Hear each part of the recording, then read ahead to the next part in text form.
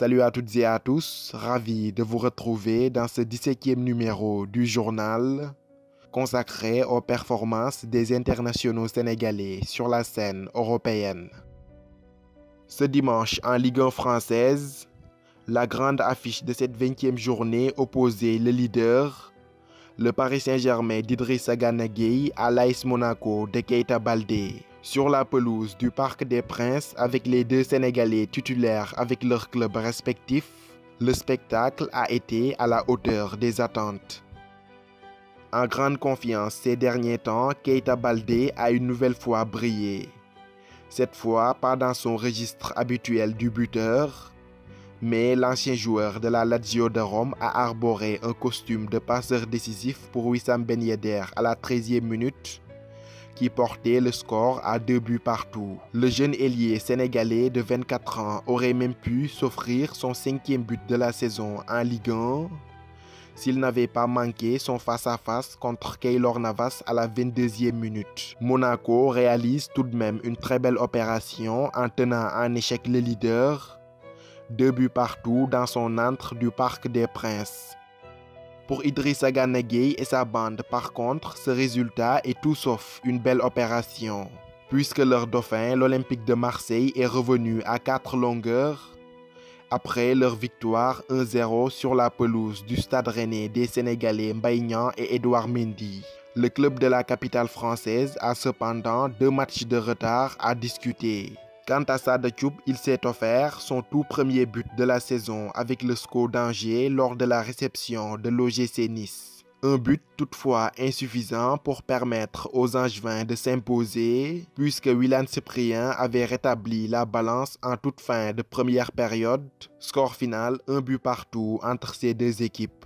Après une longue disette de 9 matchs sans victoire, le FC Metz d'Habib Diallo et Topanguet, tous titulaires, a renoué avec le succès ce week-end en s'imposant 1-0 devant le Racing Club de Strasbourg de leur compatriote Abdallah Ndour, rentré en seconde période. Titularisé lors de la réception de l'Olympique lyonnais sur le flanc droit de la défense, Youssouf Sabaly n'a cependant pas pu empêcher la défaite des Girondins de Bordeaux 2-1 à domicile. Enfin, le Sporting Club d'Amiens de Moussa Konaté, rentré à 9 minutes du terme, a été surpris à domicile par Montpellier 2-1. En Angleterre, plus rien n'arrête Sadio Mané et les Reds de Liverpool. Sortis vainqueurs 1-0 du choc qui les opposait à Tottenham ce samedi, les hommes de Jürgen Klopp ont enregistré leur 20e victoire en 21 matchs, ce qui constitue tout simplement le meilleur début de saison de l'histoire des 5 grands championnats européens. Chez les Hornets de Watford, Ismaïla Sarr marque des points match après match. Lors du déplacement des jaunes et noirs sur la pelouse de Bournemouth, l'ancien Rennais fut tout simplement intenable. Passeur décisif à la 42e minute pour Abdoulaye Doucouré qui ouvrait le score. Son festival de dribble et de débordement à la 65e minute est à l'origine du second but marqué par Troy Deeney. À la 92e minute, une nouvelle réalisation signée l'Argentin Roberto Pereira clôturait leur festival offensif. Score final 3-0 en faveur de Watford. Cependant, sa belle prestation a été légèrement ternie par son geste d'agacement envers son coach Nigel Pearson lors de son remplacement à la 82e minute. Quoi qu'il en soit, le natif de Saint-Louis enchaîne avec une nouvelle belle prestation et gonfle par la même occasion ses statistiques par une nouvelle passe décisive, son 2e de la saison en Première Ligue.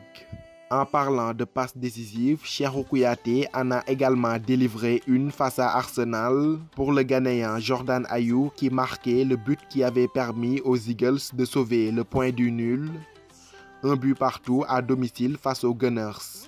En seconde division anglaise, l'avant-centre sénégalais Famara Diédhiou est tout feu, tout flamme et affiche un état de forme étincelant en ce moment. Buteur à la 79e minute lors de la rencontre qui les opposait à Wigan, Diédhiou a contribué à la victoire à l'extérieur de Bristol 2-0. Il marque par la même occasion son 7e but de la saison en Championship. En Serie A italienne, toujours privé de Kalidou Koulibaly, le Napoli n'y arrive décidément pas. Battu ce samedi 1-0 à l'Estadio Olimpico par la Lazio de Rome, ils enchaînent une deuxième défaite de suite. Quant à Babacar Xhuma et Lecce, ils iront défier Parme ce lundi 13 janvier 2020.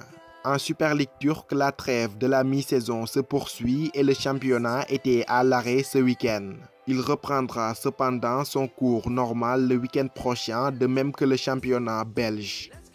C'est ainsi que prend fin ce journal dédié aux performances des internationaux sénégalais en Europe. Je vous donne rendez-vous à très bientôt pour de nouvelles vidéos. D'ici là, portez-vous bien et n'oubliez pas de vous abonner à Foot Galsen 10 pour ne rien rater de l'actualité du football sénégalais. À bientôt.